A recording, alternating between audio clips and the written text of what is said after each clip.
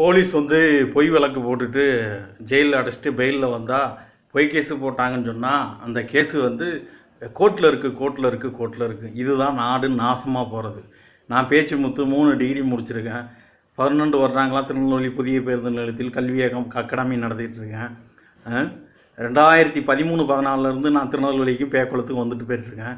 2016-17-18 ஜாதி ரீதியாக என்னையை கொடுமைப்படுத்தி என்னையை காப்பாற்றுறதுக்கு போலீஸ் குற்றவாளியாக்கிட்டு அந்த கேஸை முடிச்சு விடாமல் ரொம்ப துன்புறுத்துகிறாங்க.